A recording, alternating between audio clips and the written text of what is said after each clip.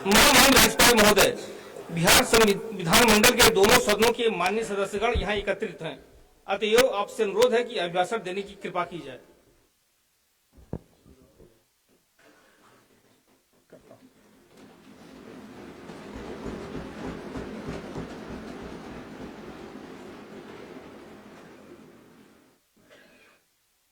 बिहार विधानमंडल के माननीय सदस्यगण, मैं नववर्ष के प्रथम सत्र के अवसर पर बिहार विधानमंडल के दोनों सदनों के संयुक्त अधिवेशन में आप सभी को शुभकामनाएं देता हूं तथा राज्य की खुशहाली एवं बहुआयामी विकास की कामना करता हूं। इस सत्र में वित्तीय, विधायी एवं अन्य महत्वपूर्ण कार्य संपन्न होने हैं। बिहार विधानमंडल के सभी सदस्यों से बिहार के विकास के लिए रचनात्मक भूमिका अदा करने की अपेक्षा करता हूं। आपके बहुमूल्य सुझाव एवं विमर्श से बिहार की प्रगति को बल मिलेगा। राज्य सरकार ने हमेशा सुशासन एवं न्याय के साथ विकास पर जोर दिया है तथा सभी क्षेत्रों और वर्गों के विकास के लिए राज्य सरकार संकल्पित है। राज्य में कानून का राज स्थापित है और इसे बनाए रखना सरकार की सर्वोच्च प्राथमिकता है। सरकार द्वारा अपराध नियंत्रण एवं विधि व्यवस्था संधारण के लिए सभी आयामों पर योजनाबद्ध तरीके से काम किया गया है। हर थाने के कार्य को दो हिस्सों जैसे कि एक केसों का अनुसंधान एवं विधि व्यवस्था संधारण में बांटा गया है तथा इसके लिए पुलिस कर्मियों एवं पदाधिकारियों को अलग अलग जिम्मेदारी दी गई है ताकि ठीक ढंग से कार्रवाई हो सके।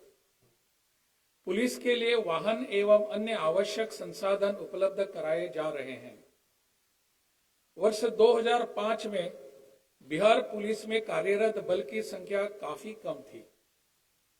कुल 72,410 स्वीकृत पदों के विरुद्ध 42,481 पुलिसकर्मी कार्यरत थे।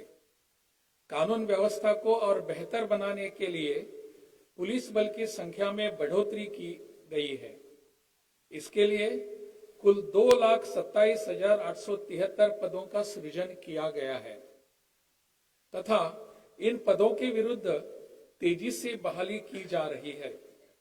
वर्तमान में राज्य में पुलिस बल की संख्या बढ़कर लगभग 1,10,000 हो गई है।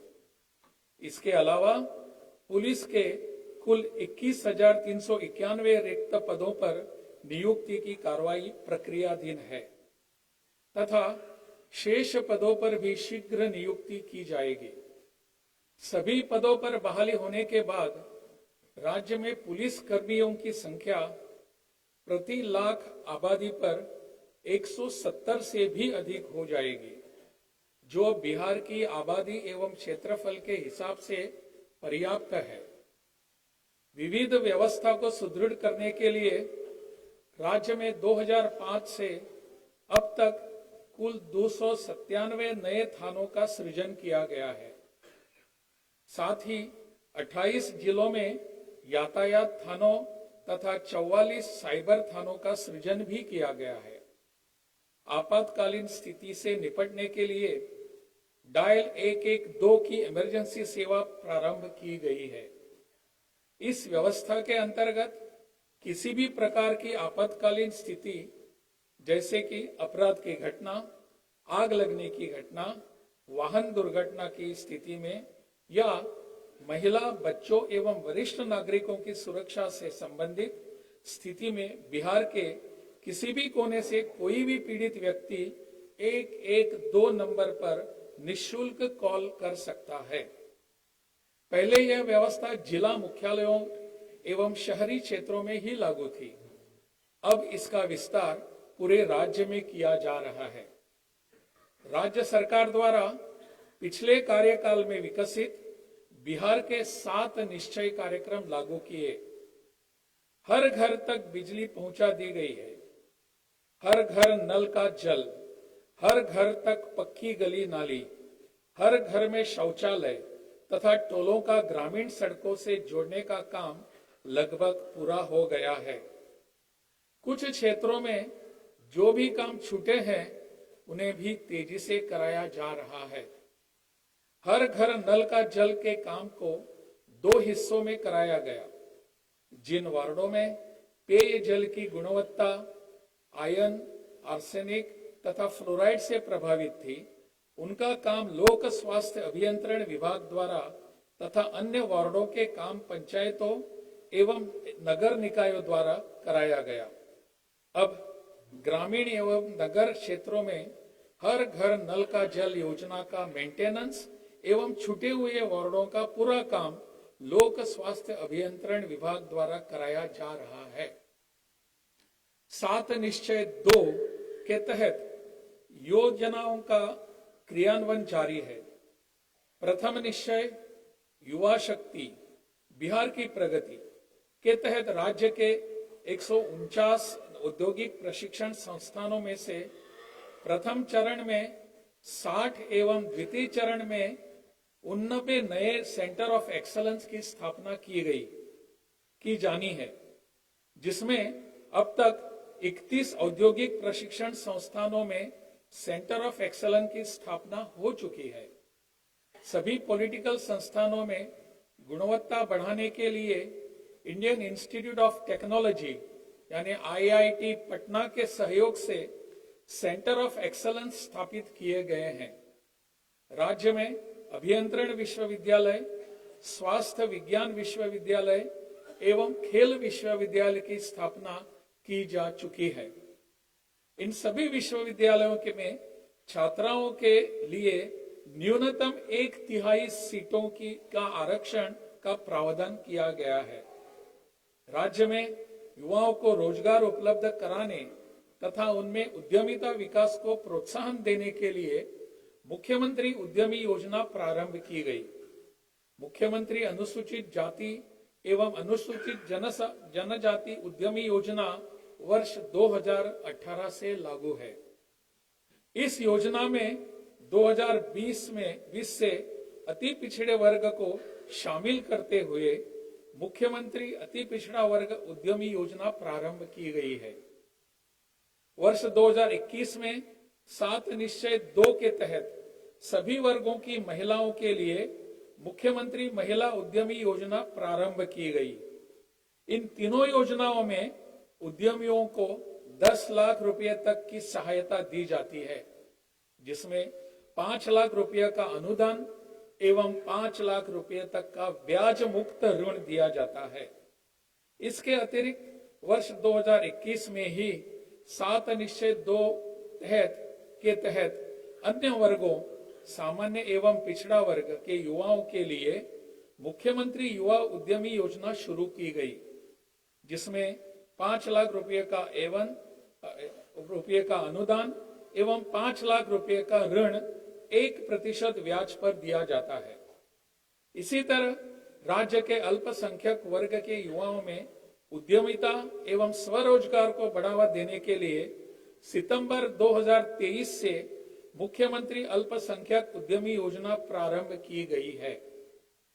इन सभी योजनाओं में कुल मिलाकर अब तक 40,049 उद्यमियों को 2,408 करोड़ रुपए से अधिक की राशि उपलब्ध कराई गई है। उद्योगों के विकास के लिए सरकार के प्रयासों से हजारों लोगों को रोजगार के नए अवसर मिल रहे हैं। दूसरे निश्चय सशक्त महिला, सक्षम महिला, इसके अंतर्गत उच्चतर शिक्षा हेतु महिलाओं को प्रोत्साहित करने के लिए इंटर पास करने पर 25,000 रुपए तथा स्नातक उत्तीर्ण होने पर 50,000 रुपए दिए जा रहे हैं। पहले यह काम वर्ष 2018 में प्रारंभ हुई मुख्यमंत्री कन्या उत्थान योजना के अंतर्गत किया जा रहा था। उस समय इस योजना के अंतर्गत इंटर पास करने पर 10,000 रुपए तथा स्नातक उत्तीर्ण होने पर 25,000 रुपये की राशि दी जाती थी, जिसे अब 7 निश्चय 2 के तहत 2021 से बढ़ाकर क्रमशः 25,000 रुपये एवं 50,000 रुपये कर दिया गया है। अब तक इंटर पास 12 लाख से अधिक छात्राओं को तथा स्नातक उत्तीर्ण 1,60,000 से अधिक छात्राओं को आर्थिक सहायता दी जा चुकी है। साथ ही 7 निश्चय 2 के अंतर्गत शुरू की गई मुख्यमंत्री महिला उद्यमी योजना के तहत 6,753 महिलाओं को लाभ मिला है। सरकार के तीसरे निश्चय हर खेत तक सिंचाई का पानी, इसके अंतर्गत तकनीकी सर्वेक्षण कर 29,952 योजनाओं का चयन किया गया है एवं 4 विभागों तथा जल संसाधन विभाग, लघु जल संसाधन विभाग, ग्रामीण विकास विभाग और कृषि विभाग द्वारा इस काम को कराया जा रहा है। अब तक जल संसाधन विभाग द्वारा 666, लघु जल संसाधन विभाग द्वारा सतही जल से सिंचाई की 306, कृषि विभाग द्वारा 880 तथा ग्रामीण विकास विभाग द्वारा 187 योजनाएं पूर्ण की जा चुकी हैं। इन योजनाओं से 2,75,000 हेक्टेयर से भी अधिक क्षेत्र में अतिरिक्त सिंचाई क्षमता का सृजन हुआ है। इस काम को तेजी से कराया जा रहा है। सरकार के चौथे निश्चय स्वच्छ गांव समृद्ध गांव के अंतर्गत ग्रामीण क्षेत्रों में सोलर स्ट्रीट लाइट लगाने का काम चल रहा है। सभी पंचायतों के प्रत्येक वार्ड में औसतन 10-10 सोलर स्ट्रीट लाइट के अलावा हर पंचायत में 10 अतिरिक्त सोलर लाइट की व्यवस्था की गई है, जिनका उपयोग उस पंचायत के बड़े वार्डों तथा अन्य सार्वजनिक स्थलों जैसे कि स्कूल, स्वास्थ्य केंद्र, पंचायत सरकार भवन आदि के लिए किया जा सकेगा। सोलर स्ट्रीट लाइट से गांव में रात भर रोशनी मिलती रहेगी। कई वार्डों में सोलर स्ट्रीट लाइट का काम पूरा हो गया है और अगले वर्ष के अंत तक सभी वार्डों में काम पूरा किया जाएगा। सरकार के 5वें निश्चय स्वस्थ शहर विकसित शहर के अंतर्गत 122 नगर निकायों में ठोस एवं तरल अपशिष्ट प्रबंधन की व्यवस्था पूरी हो गई है तथा 261 नगर निकायों में यह व्यवस्था की जा रही है। मोक्षधाम योजना के अंतर्गत जिला मुख्यालयों एवं महत्वपूर्ण नदी घाटों के आसपास शवदाह गृह निर्माण की 49 योजनाओं की स्वीकृति दी गई है, जिसमें 9 योजनाओं पर कार्य प्रारंभ हो गया है। शहरों में स्ट्रॉम ड्रेनेज के लिए पूर्व से 13 योजनाओं का क्रियान्वयन किया जा रहा है तथा हाल ही में स्वीकृत 11 शहरों की योजनाएं निविदा की प्रक्रिया में है। सरकार के छठे निश्चय सुलभ संपर्कता के तहत जाम की समस्याएं से मुक्ति एवं सुचारू यातायात के लिए 36 बाईपास का निर्माण प्रस्तावित है।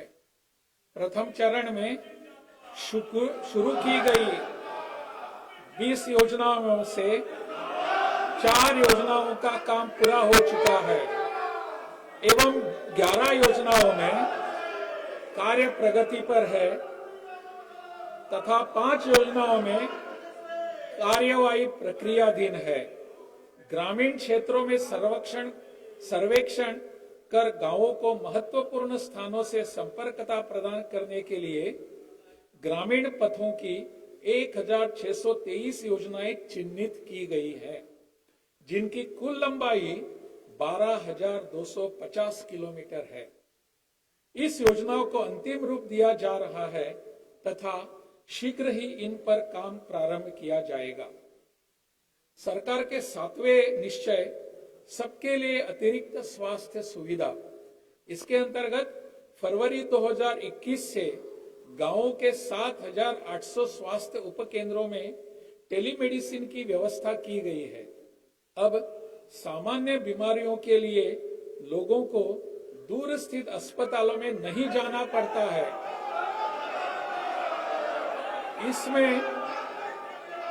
इससे बुजुर्ग एवं निःशक्त लोगों तथा महिलाओं को विशेष रूप से काफी सुविधा हो रही है। अब तक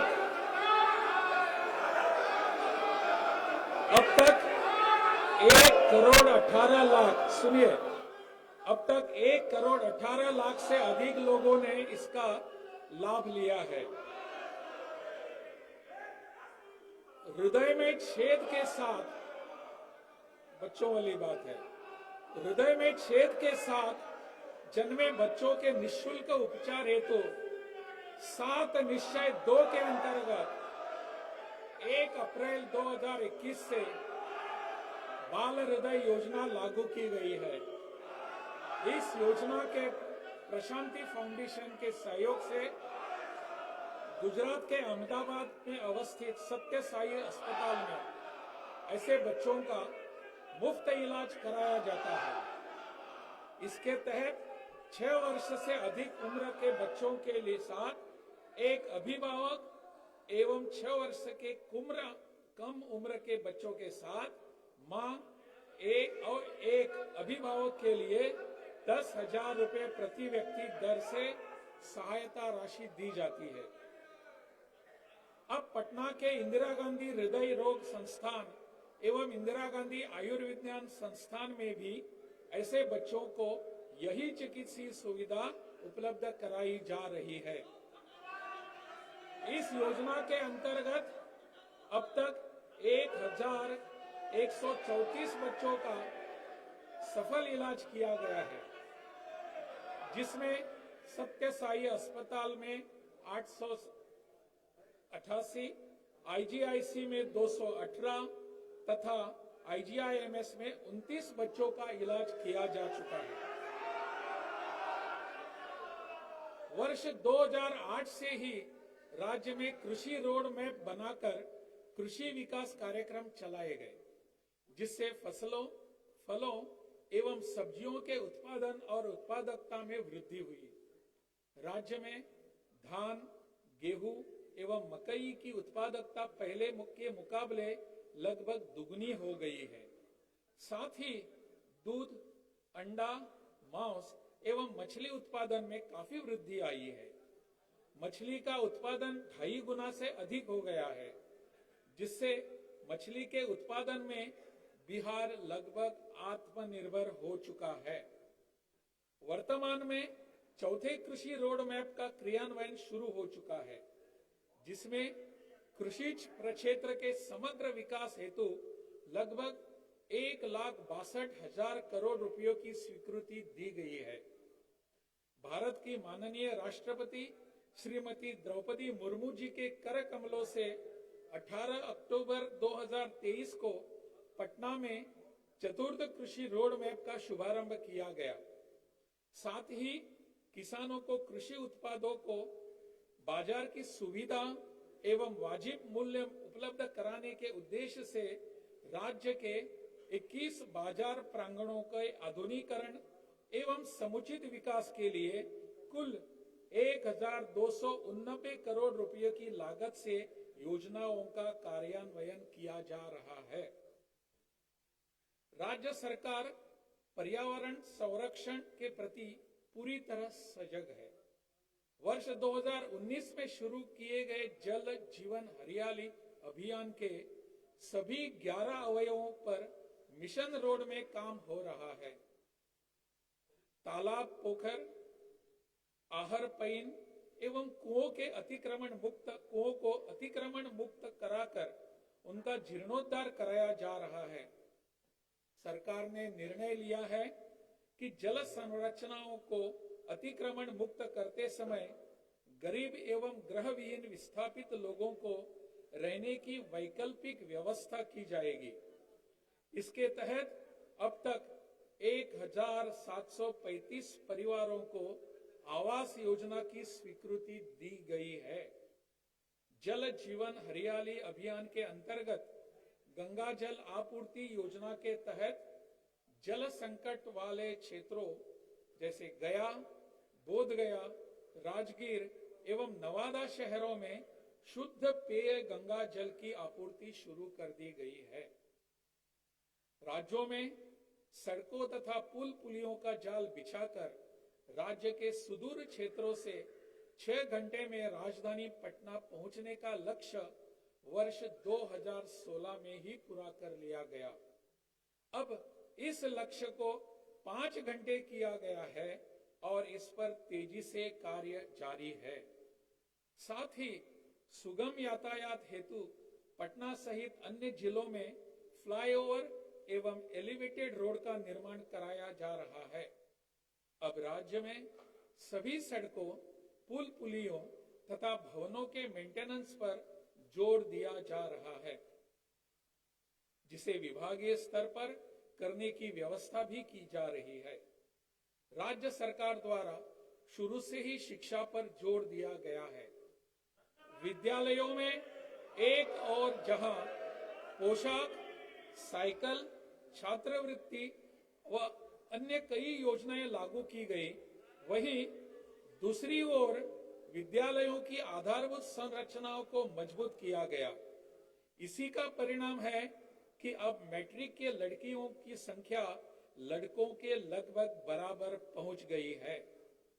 सरकार द्वारा बालिका शिक्षा पर विशेष ध्यान दिया गया है।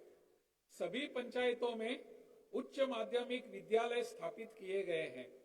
इसके लिए 2768 स्कूलों में नए विद्यालय भवन का एवं 3530 विद्यालयों में अतिरिक्त क्लासरूम आदि के निर्माण हेतु कुल 7530 करोड़ रुपयों की स्वीकृति दी गई है, जिस पर तेजी से काम जारी है।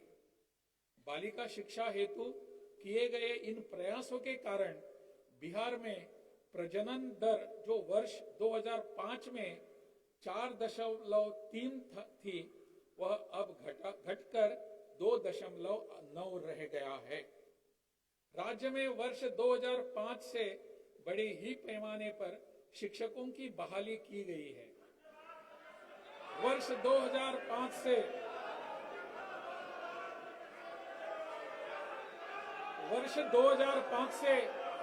जून 2002 तक लगभग 3,68,000 शिक्षकों की नियुक्ति की गई है। इसी क्रम में हाल ही में राज्य सरकार द्वारा 2,20,000 से अधिक सरकारी शिक्षकों की और बहाली की गई है। इस शिक्षक बहाली से बिहार का शिक्षक छात्र अनुपात राष्ट्रीय औसत के बराबर पहुंच गया है। साथ ही लगभग 87,000 पदों पर शीघ्र ही बहाली प्रस्तावित है। राज्य सरकार द्वारा वर्ष 2006 और 7 से बड़े पैमाने पर नियोजित शिक्षकों की नियुक्ति की गई थी। 2006 और 7 में प्रशिक्षित शिक्षकों को 5,000 रुपये तथा अप्रशिक्षित शिक्षकों को 4,000 रुपये प्रति माह वेतन मिलता था। इनके वेतन में समय समय पर काफी वृद्धि हो गई है और वर्तमान में लगभग 40,000 रुपये प्रति माह वेतन मिल रहा है।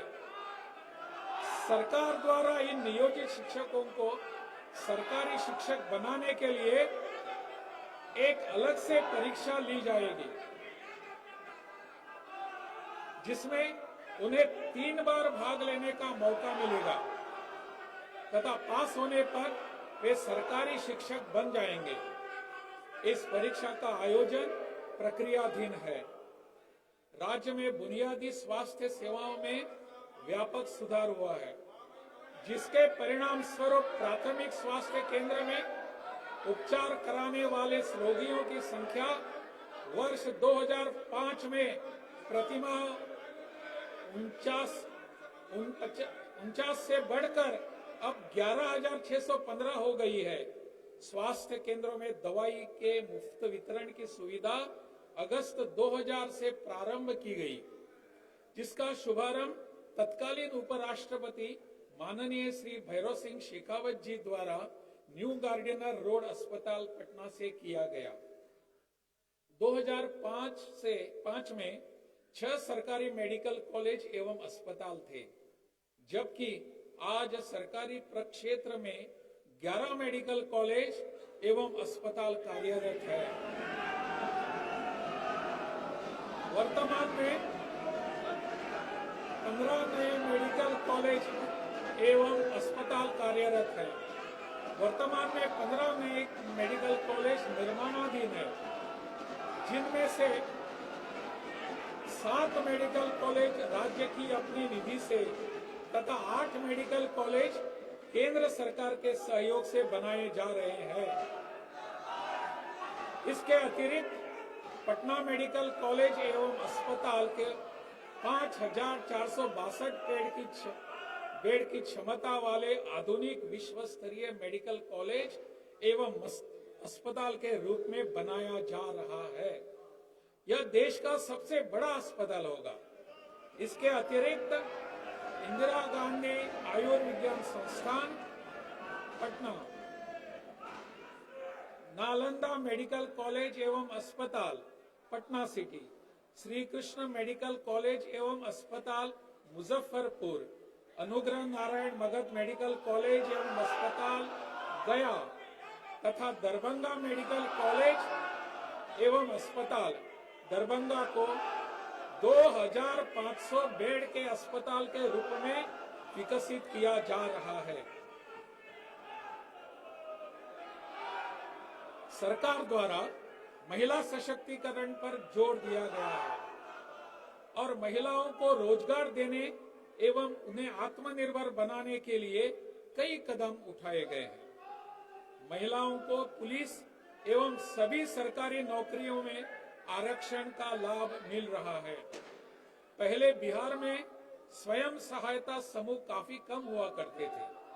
2006 में विश्व बैंक के कर्ज लेकर राज्य में स्वयं सहायता समूह के गठन के लिए परियोजना शुरू की गई, जिसका नामकरण जीविका किया गया। जीविका के अंतर्गत अब तक 10,47,000 स्वयं सहायता समूहों का गठन हो चुका है, जिसमें 1,30,00,000 से भी अधिक महिलाएं जुड़कर जीविका दीदियां बन गई है। स्वयं सहायता समूह में किए जा रहे कामों से जीविका दीदियों में जागृति आ रही है और वे आर्थिक रूप से सक्षम एवं स्वावलंबी बन रही है। अब तक जीविका दीदियों का काम ग्रामीण क्षेत्रों में ही हो रहा था, परंतु अब शहरी क्षेत्रों में भी जीविका के अंतर्गत स्वयं सहायता समूह के गठन का निर्णय हो गया है तथा जल्द ही यह काम शुरू हो जाएगा। इनसे जुड़ने वाली महिलाओं को भी जीविका दीदी ही कहा जाएगा। सरकार ने शुरू से ही वंचित वर्गों के लिए काम किया तथा इन्हें मुख्य धारा में जोड़ने के लिए विशेष योजनाएं चलाई। अनुसूचित जाति एवं अनुसूचित जनजाति तथा अति पिछड़ा वर्ग के शैक्षणिक, आर्थिक एवं सामाजिक उत्थान हेतु विभिन्न कार्यक्रम चलाए जा रहे हैं। राज्य सरकार द्वारा 2018 से अनुसूचित जाति एवं जनजाति तथा अति पिछड़ा वर्ग के विद्यार्थियों के लिए सिविल सेवा प्रोत्साहन योजना चलाई जा रही है। इसमें बिहार लोक सेवा आयोग एवं संघ लोक सेवा आयोग की प्रारंभिक परीक्षा पीटी पास करने वाले अभ्यर्थियों को मुख्य परीक्षा की तैयारी हेतु क्रमशः 50,000 रुपए एवं 1,00,000 रुपए प्रोत्साहन राशि दी जा रही है। अब तक बीपीएससी एवं यूपीएससी की प्रारंभिक परीक्षा में अनुसूचित जाति एवं जनजाति के 4,113 तथा अति पिछड़े वर्ग के 5,915 उत्तीर्ण अभ्यर्थियों ने योजना का लाभ लिया है। ग्रामीण क्षेत्रों में लोगों का आवागमन की सुविधा कराने के लिए उपलब्ध कराने के तथा कमजोर वर्गों के युवाओं को रोजगार उपलब्ध कराने हेतु वर्ष 2018 में मुख्यमंत्री ग्राम परिवहन योजना लागू की गई। इसके तहत प्रत्येक पंचायत में 5 सुयोग्य लाभुकों को वाहन खरीद के लिए अधिकतम 1 लाख रुपए का अनुदान दिया जा रहा है। इन 5 लाभुकों में से 3 अनुसूचित जाति या अनुसूचित जनजाति तथा 2 अति पिछड़ा वर्ग के होते हैं। अब तक अनुसूचित जाति एवं जनजाति के 25,559 एवं अति पिछड़ा वर्ग के 19,195 युवाओं ने इस योजना का लाभ लिया है।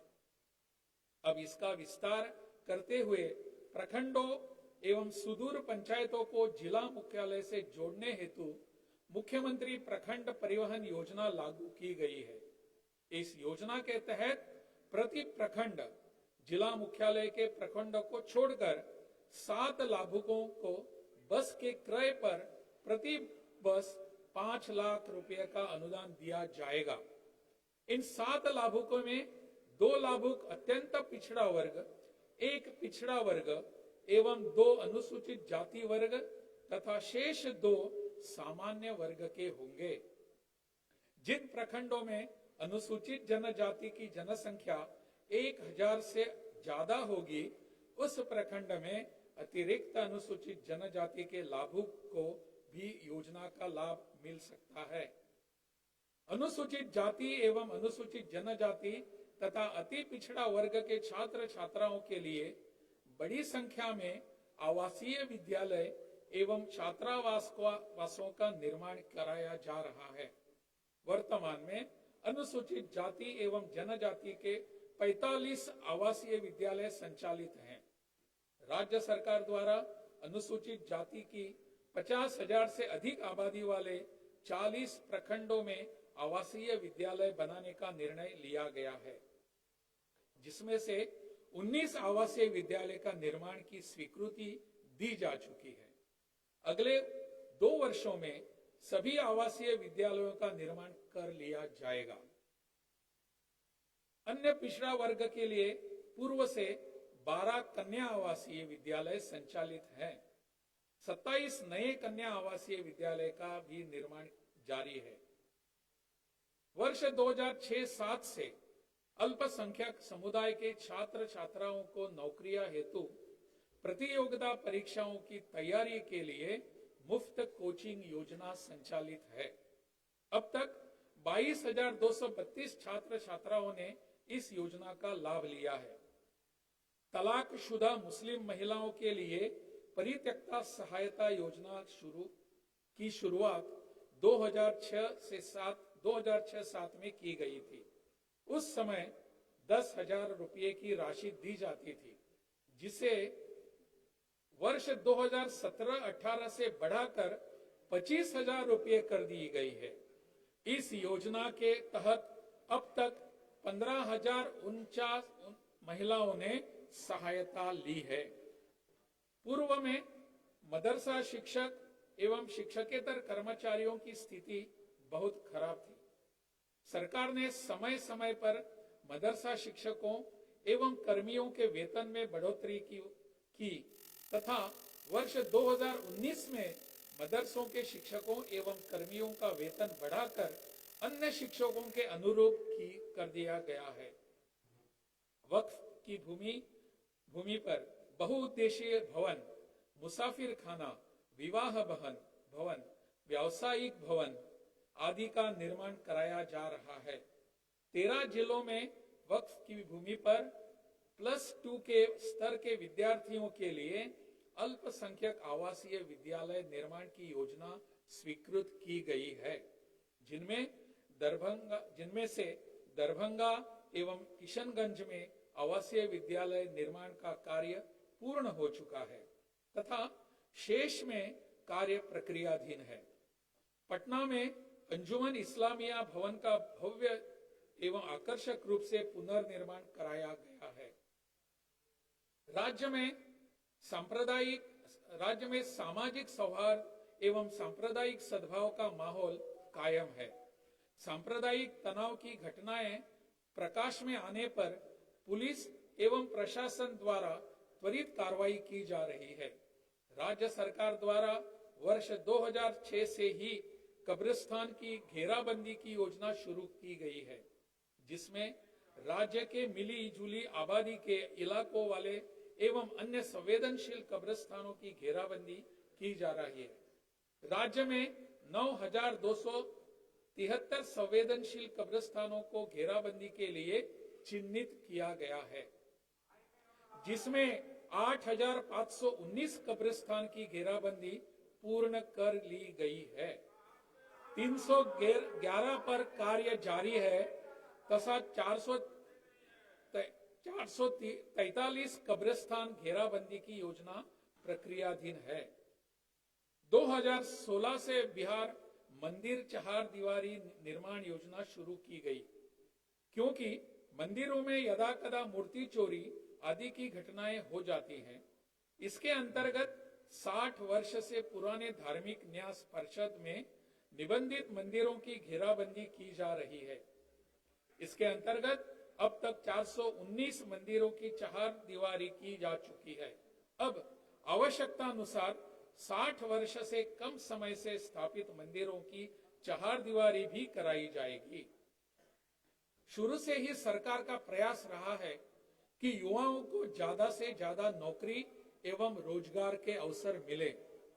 वर्ष 2005 से लेकर 2020 तक लगभग 5,35,000 से अधिक युवाओं को नौकरी दी गई है तथा लाखों लोगों को रोजगार मिला है। इसी क्रम में वर्ष 2020 में 7 निश्चय 2 के अंतर्गत घोषणा की गई थी कि आने वाले वर्षों में 10 लाख नौकरी एवं 10 लाख रोजगार के अवसर सृजित किए जाएंगे। इसके तहत अब तक 3,63,000 से अधिक युवाओं को सरकारी नौकरी दी गई है। इसमें बड़ी संख्या में शिक्षक, पुलिसकर्मी व अन्य विभागों के कर्मी शामिल हैं। वर्तमान में 1,27,000 पदों पर बहाली की प्रक्रिया जारी है, जिसमें शिक्षा, पुलिस, स्वास्थ्य, राजस्व एवं भूमि सुधार तथा अन्य विभागों के पद शामिल हैं। साथ ही लगभग 1 लाख युवाओं को संविदा पर नियोजित किया गया है। इसके अतिरिक्त विभिन्न विभागों में लगभग 3 लाख पदों का सृजन किया गया है, जिन पर नियुक्ति की जाएगी।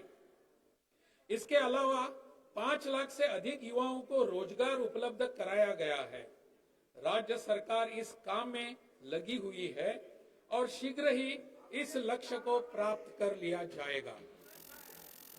राज्य सरकार ने अपने संसाधनों से जाति आधारित गणना कराई है और इसके आंकड़ों को जारी भी किया गया है, जिसके अनुसार बिहार की कुल आबादी 13,07,25,310 है, जिसमें 53,72,022 लोग बिहार के बाहर रहते हैं तथा 12,53,53,288 लोग बिहार में रहते हैं। जाति आधारित गणना के अनुसार पिछड़ा वर्ग की 27.12%, अत्यंत पिछड़ा वर्ग की 36.01%, अनुसूचित जाति की 19.65%, अनुसूचित जनजाति की 1.68% तथा सामान्य वर्ग की 15.52% आबादी है। समाज के सभी कमजोर वर्गों के सामाजिक उत्थान के लिए राज्य सरकार ने कानून बनाकर आरक्षण की सीमा 50 से बढ़ाकर 65% कर दी है। इसके अंतर्गत अनुसूचित जाति के लिए आरक्षण सीमा को 16% से बढ़ाकर 20%, अनुसूचित जनजाति के लिए आरक्षण की सीमा को 1% से बढ़ाकर 2%, अत्यंत पिछड़ा वर्ग के लिए आरक्षण की सीमा 18% से बढ़ाकर 25% तथा पिछड़ा वर्ग के लिए आरक्षण की सीमा को 12% से बढ़ाकर 18% कर दी गई है। इसके अलावा सामान्य श्रेणी के आर्थिक रूप से कमजोर वर्ग के लिए 10% आरक्षण पूर्ववत लागू रहेगा। इन सभी वर्गों का मिलाकर अब कुल आरक्षण 75% हो गया है। जाति आधारित गणना में लोगों की आर्थिक स्थिति की जानकारी भी ली गई है। इसमें गरीब परिवारों की कुल संख्या 94 लाख पाई गई है, जिसमें सभी वर्गों के लोग शामिल हैं। गरीब परिवारों को आगे बढ़ाने के लिए मुख्यमंत्री लघु उद्यमी योजना शुरू की गई है, जिसके तहत सभी वर्गों के चिन्हित गरीब परिवारों के एक सदस्य को 2 लाख रुपए की सहायता दी जाएगी। जिन परिवारों के पास आवास नहीं है, उन्हें जमीन खरीदने हेतु निर्धारित राशि को 60,000 से बढ़ाकर 1 लाख रुपया कर दी गई है। साथ ही मकान बनाने के लिए उन्हें 1,20,000 रुपये अलग से दिए जाएंगे। वर्ष 2018 से सतत जीविकोपार्जन योजना के तहत अत्यंत निर्धन परिवार को रोजगार हेतु दी जा रही सहायता राशि को 1 लाख रुपये से बढ़ाकर 2 लाख रुपये कर दी गई है। इन सब कार्यों में कुल मिलाकर 2,50,000 करोड़ रुपए की व्यय अनुमानित है, जिसके कारण इसे अगले 5 सालों में पूरा करने का लक्ष्य निर्धारित किया गया है। 1 फरवरी 2024 को केंद्र सरकार द्वारा संसद में अंतरिम बजट प्रस्तुत किया गया। यह बजट सकारात्मक एवं स्वागत योग्य है।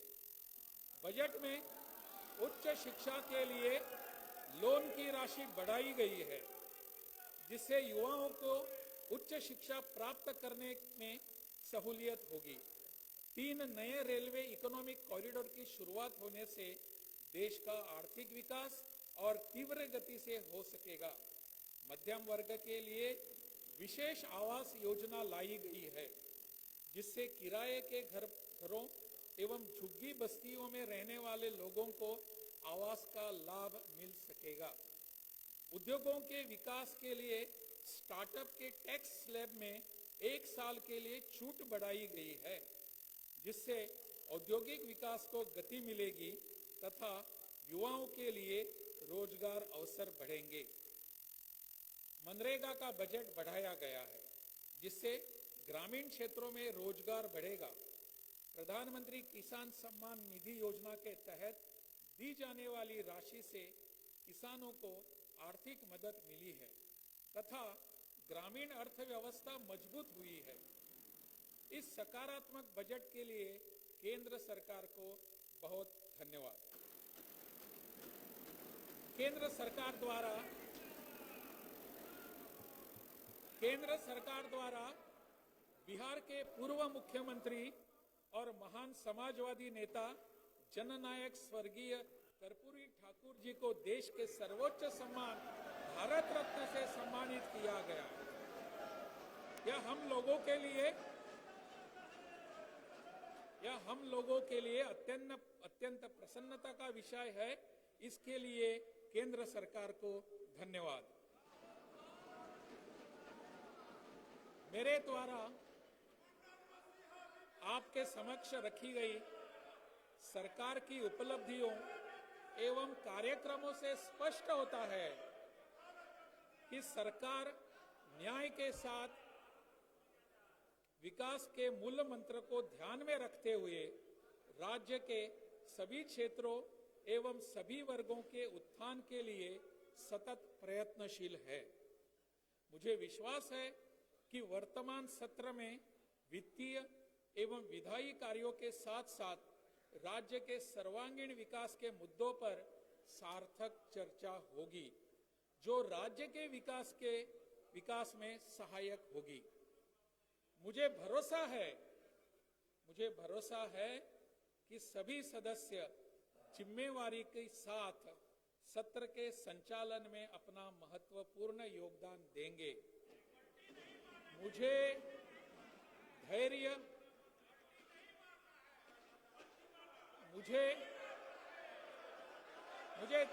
के एवं ध्यानपूर्वक, इसको जरा ध्यान से सुनिए, मुझे धैर्य एवं ध्यानपूर्वक सुनने के लिए आप सभी माननीय सदस्यों को बहुत बहुत धन्यवाद देता हूं। जय हिंद, जय बिहार।